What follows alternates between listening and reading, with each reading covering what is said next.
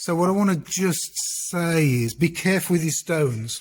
We've just gone over, Matt's sorting his chisel out, and we've just found that the stone needed a little bit of dressing, and this corner and that corner are a little bit low. So keep an eye on your stone. Look at this. This was quite polished. Matt was polishing this, and it was coming up pretty good on a, what grit's that? 10,000. On a 10,000 grit stone. But that cheap little 8,000 grit stone, I've just put it over there, and can you see how that edge is polished? Right near the tip is polished, but the rest of it is matte. And that's matte because I've gone over it with 8,000, because you could see some of the reflections on that mirror surface curling away towards the end. So if you spot your reflections curling away towards the end, go back a grit, so we went to the 8,000, polish it flat. Matt was just doing this like that. Matt's going to do it. Have a squirty on there. Yeah. And you can come off the stone a bit as well, that's fine. But don't go further back than, say, a quarter of the stone. A third of the stone. But what we found as well was when I had a go to see what was going on, what you want is, you see this fluffy edge Matt's creating now. That fluffy edge isn't particularly a good sign. It means that it's hanging onto the material, the slurry, and it's taking it back under the chisel. When it's really flat on the back, there will be a definite stop to where you stop the chisel, and the slurry will sit right in a dead straight line. So if you just do it, keep it all on the stone for a minute now.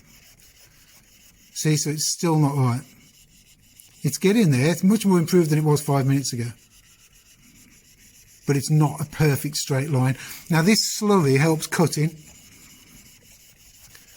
So the more slurry, the better. Matt's going to try and wear the middle of his stone out a bit so that he can get rid of the high spot round here.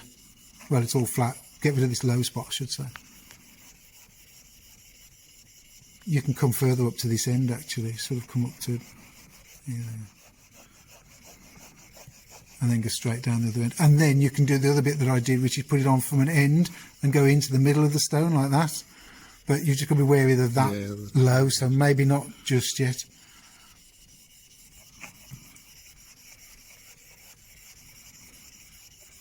And this is a nice stone, isn't it?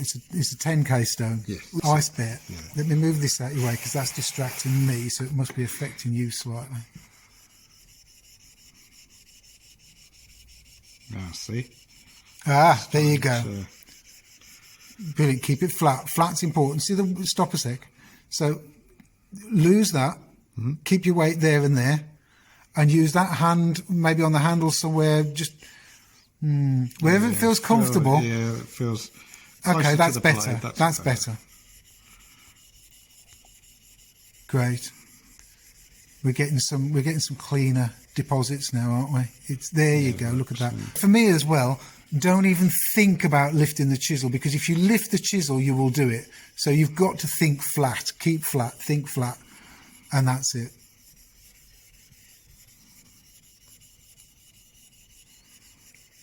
So now, in a minute, we'll have a look at the back, and what I'm hoping to see is more of a shine, and it's got rid of the 8,000 cloudiness.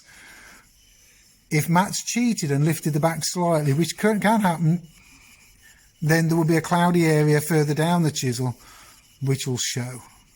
No pressure. But there is a bit of pressure. There's definitely a cleaner line. It's much cleaner line. If you look just down here and then you look over there. So I think we caught it at the right time. Maybe don't do that. Maybe don't slide it off, because if you lift and slide it off, you're adding an extra. Yeah. Oh God, you have to think about everything. You do. Right, let's have a look. That's better. There's still something going on the end. Nice bit here. Yeah, still something going on the end, and it needs sharpening anyhow. So you'll get a little edge on there. Just got to be aware of it. That edge is, it's mirror finished there, right on the end. Technique, mate. just needs to keep flat, stay flat. It still looks it, doesn't it? Even though it's producing, and that bit it was producing a nice edge there. Might have been this up this corner more so than over there. Still needs a bit more. Yeah. But yeah, watch that taking it off and putting it on. If you've got as much pressure over the stone, so when you're coming off, you still want, going back that way, you still want the pressure over the stone.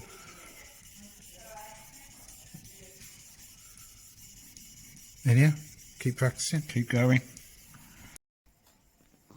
Right, we've just moved over to the vise because I think the wooden base was wobbling too much, and you're happier in the vise now, aren't you? Yes.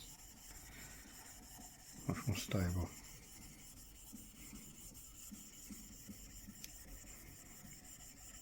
Looking good.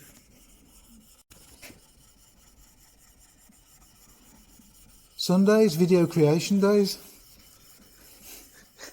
Sharpening with Jamie. Sharpening with Jamie.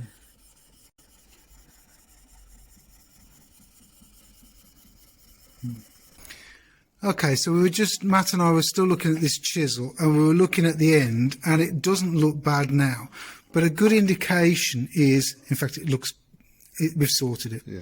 Okay, if you turn the chisel around in the light and you see anything other than a perfect straight line across the end of your chisel, say there's a break in the reflection, or you turn it over and you hold it at an angle and see a funny little bit like a corner shine or something, right, that can mean that it just needs honing. So I say to people, get yourself a little block of wood at 30, put it on the stone, set your chisel up at that, and you can put it on this end, and we've just done that.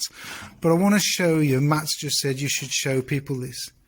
Yeah, you Right, can see that. see right in the middle, see these here, these little lines here were how corrugated the end of the chisel was. I'm going to say corrugated because it does look a bit, you can see all of those lines there.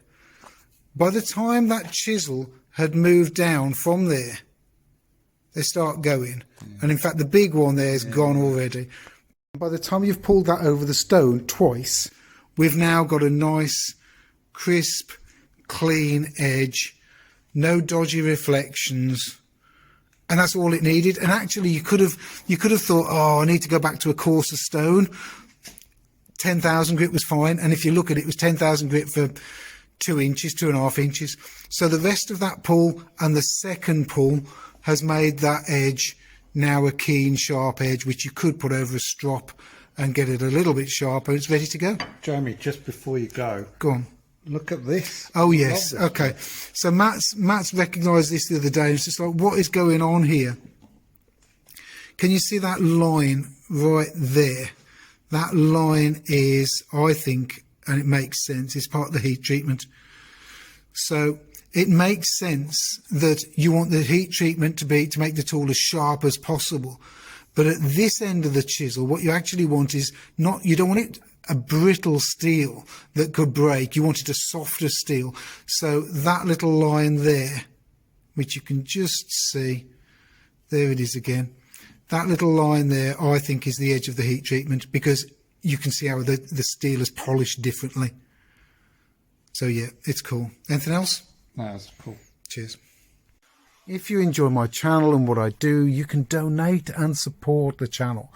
If you scroll down, go to the thanks button, which is just there, hit that. You can choose to donate £2, £5, 10 or £50, which helps me improve my channel. Cheers, guys.